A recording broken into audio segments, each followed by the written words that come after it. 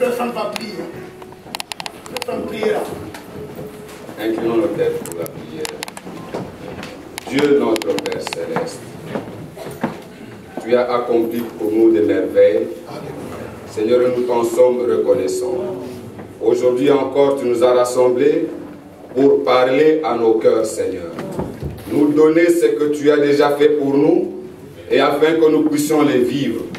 Seigneur, nous nous abandonnons simplement entre tes mains. Puisse par ton Esprit, Seigneur, instruire et enseigner chacun.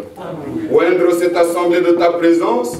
Seigneur, oh Dieu, oindre aussi l'instrument, afin que de ta part il parle, Seigneur, pour que nous recevions les paroles de la vie, et que nos cœurs soient disposés par toi, et que ta sémence soit sémée en nous par la puissance du Saint-Esprit. Nous t'abandonnons toutes choses, grand et redoutable, sachant que ta parole, elle est puissante, elle est vivante, et qu'elle fasse son œuvre et son action en nous, et qu'au sortir de cette salle, que chaque âme qui est venu en ta présence soit transformé par toi. Que ton nom soit glorifié. Au nom de Jésus-Christ, nous t'avons prié. Amen.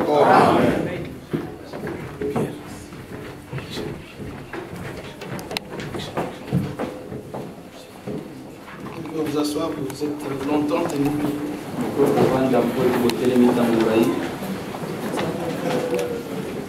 Que le nom du Seigneur soit glorifié pour cette journée qui nous a accordé pour que nous puissions être réunis autour de sa parole.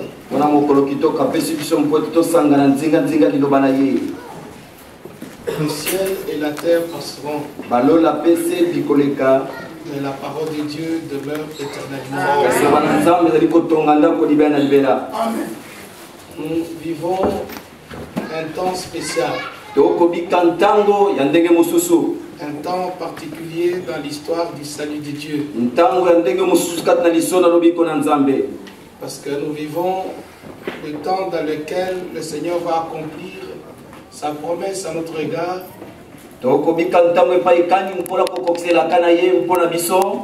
La promesse qu'il avait dite dans Jean 14. Je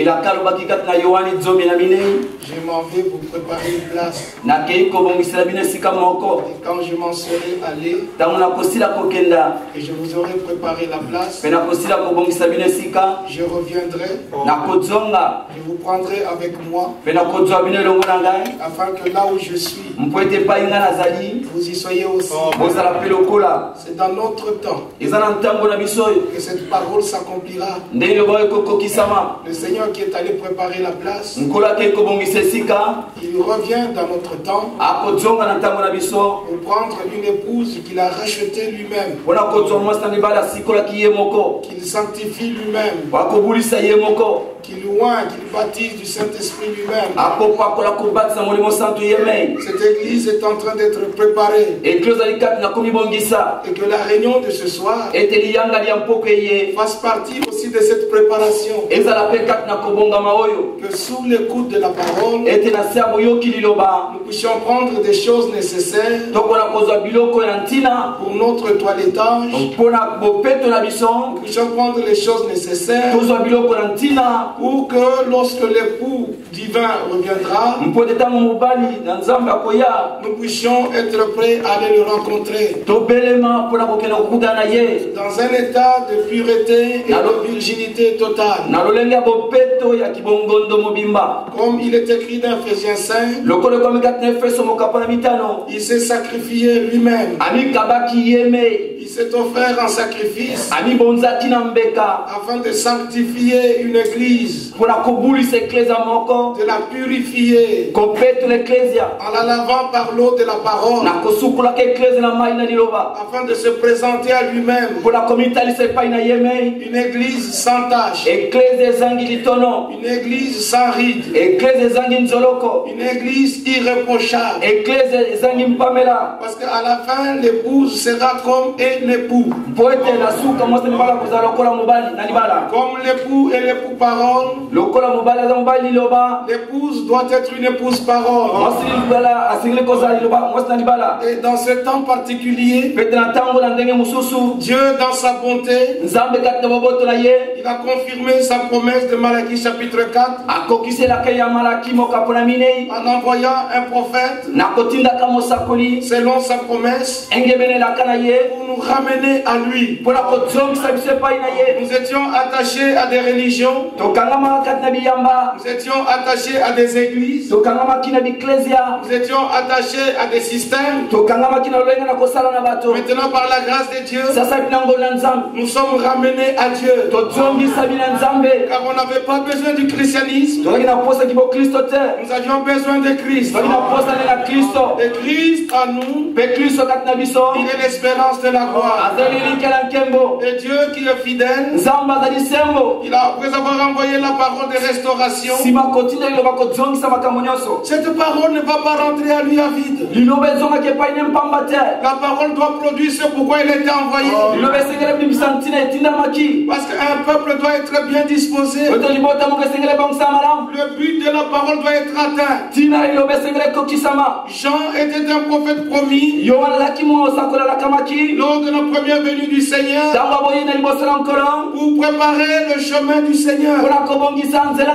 Et nous lisons au sujet de Jean ici dans le livre de Marc. Marc au chapitre 1er. Là, poussé par l'esprit, Marc écrira à partir du premier verset, commencement de l'évangile de Jésus-Christ, Fils de Dieu. Il doit toujours y avoir un commencement. Il y a eu un commencement de la création et il y a eu une fin de la création. Il y a eu un commencement de l'évangile. Mais l'évangile parcourt la terre. Maintenant l'évangile arrive à la fin. Quand tous les élus seront atteints et qu'ils parviendront à la perfection, l'évangile ne sera plus prêché. Il faut qu'un autre commencement vienne. Parce qu'il y a plusieurs commencements dans l'écriture. Il y a eu le commencement de la première création. Mais on nous dit aussi dans Jean chapitre 1er, au commencement était la parole.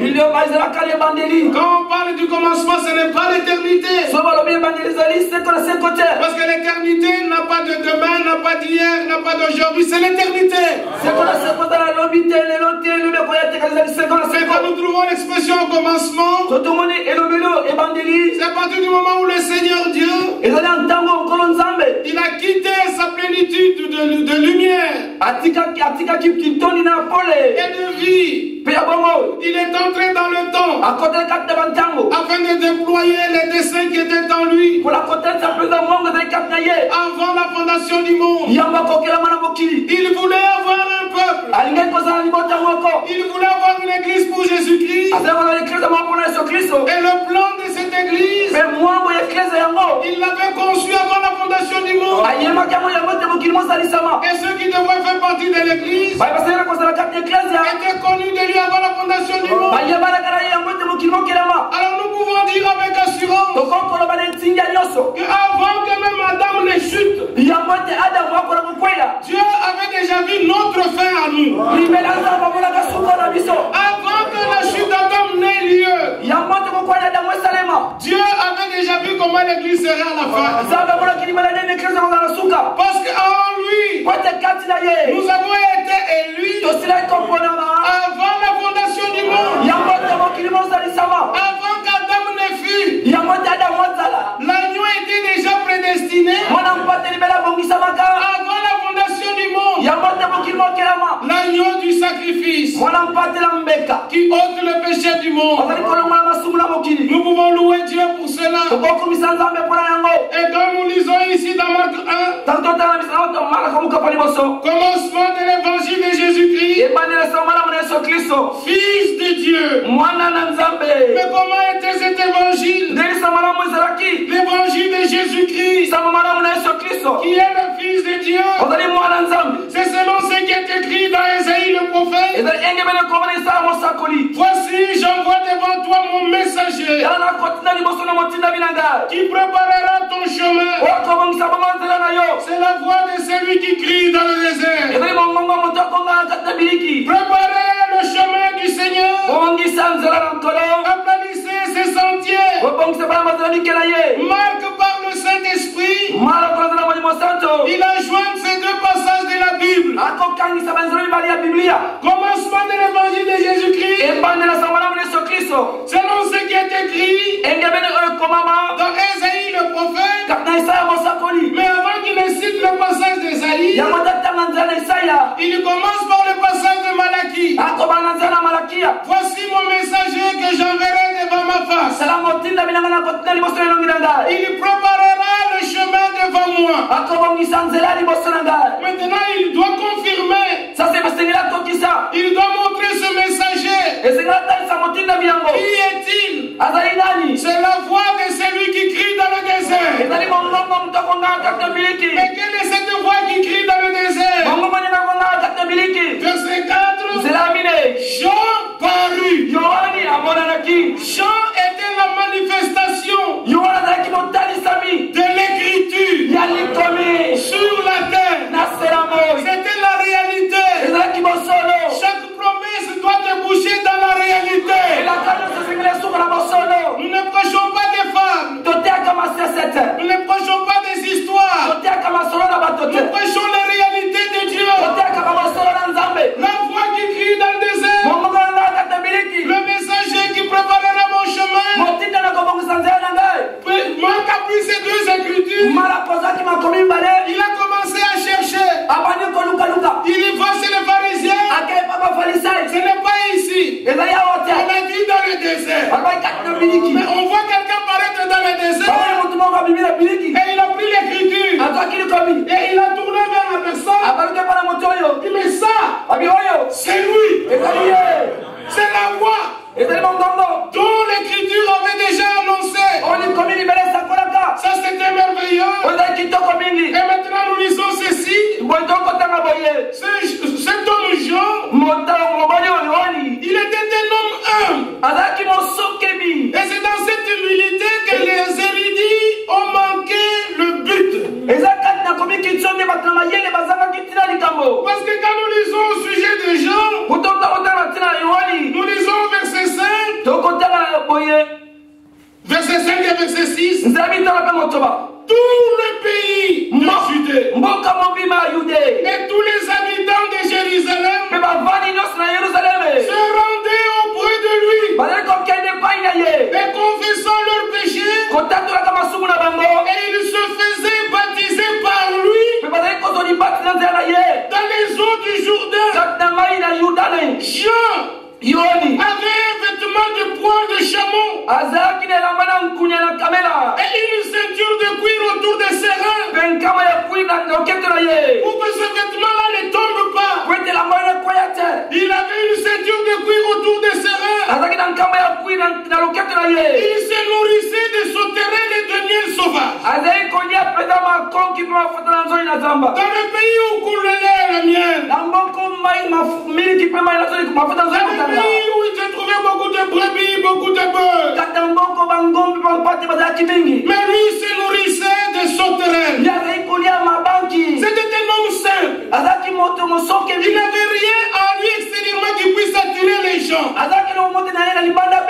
Mais comme c'était une action de Dieu, dans ce temps-là, nous lisons que tout le pays, tous les habitants de Judée allaient vers Jean. Quand Dieu accomplit sa parole sur la terre, nous devons prendre part à l'action de Dieu.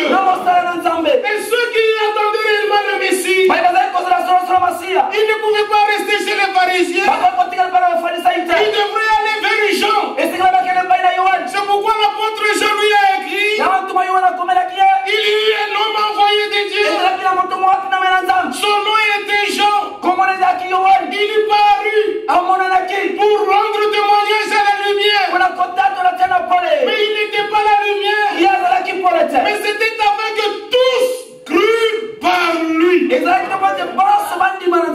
Si tu étais prédestiné au salut, tu devrais croiser Jean sur ton chemin.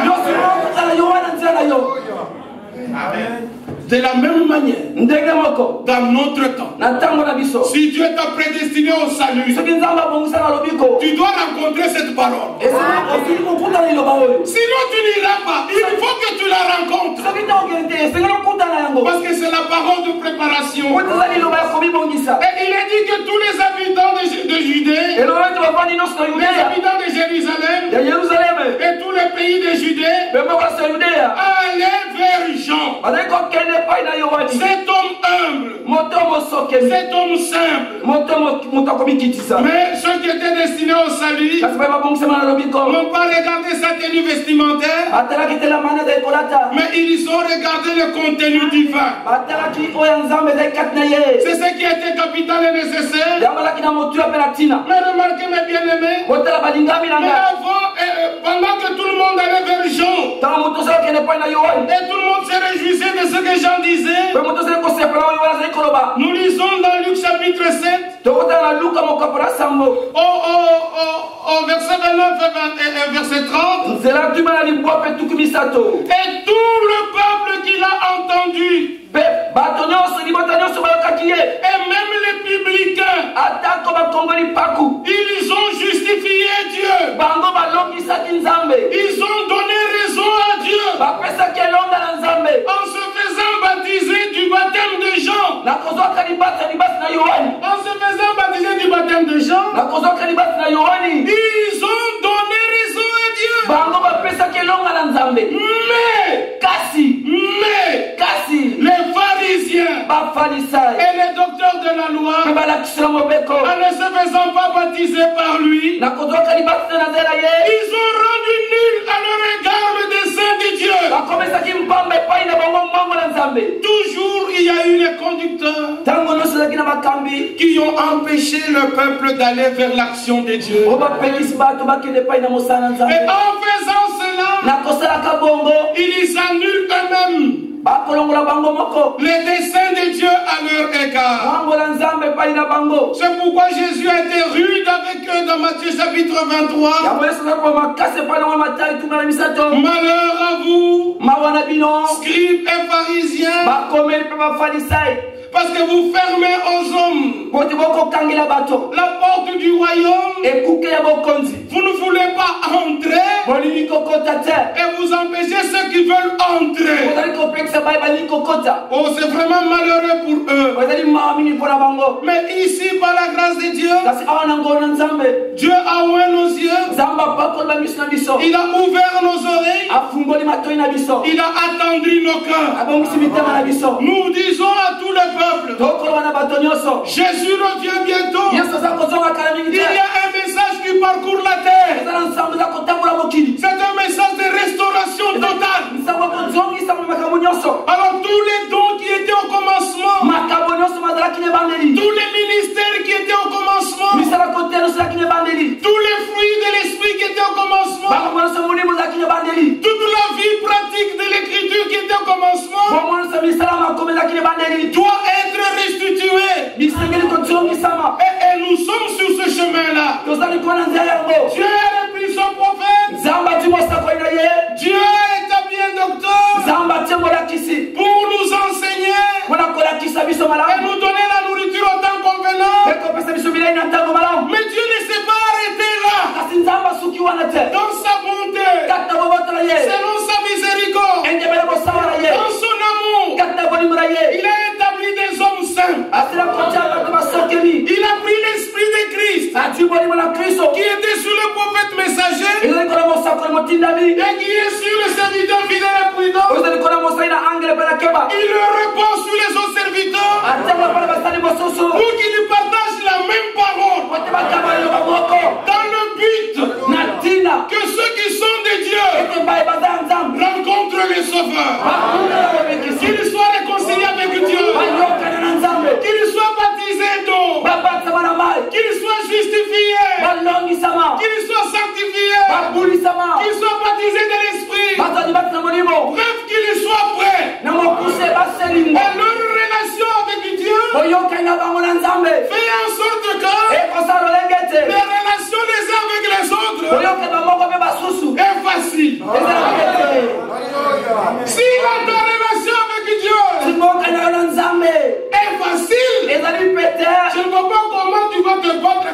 à côté. Parce que moi je suis en relation avec lui. Il est en relation avec lui. Lui m'a dit. Et il l'a dit. Nous devons nous retrouver côte à côte.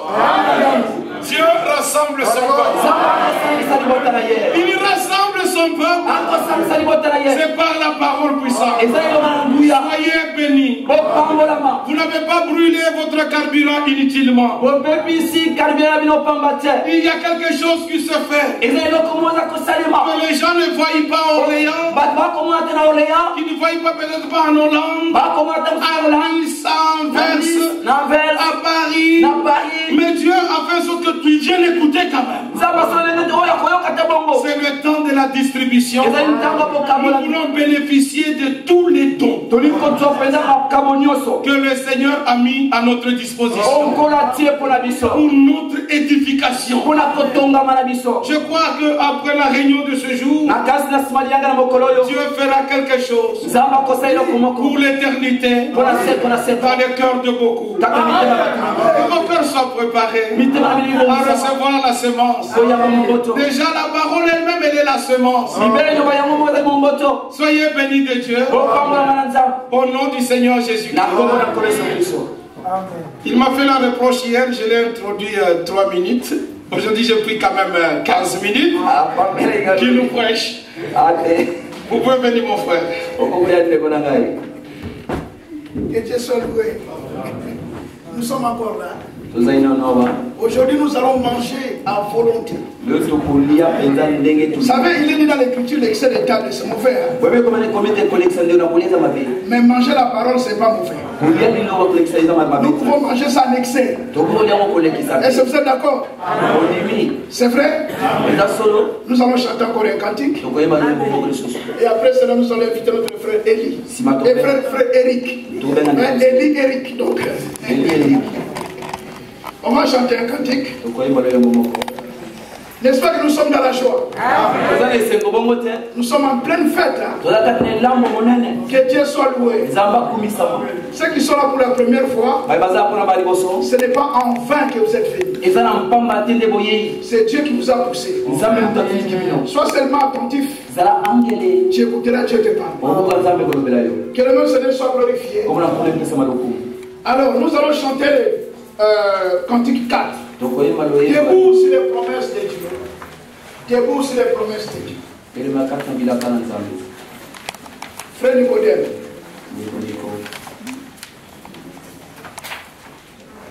Debout sur les promesses de Dieu. C'est page 4 dans ces requêtes. Prenez ces requêtes. Pendant que le frère n'est pas là, on va essayer de chanter.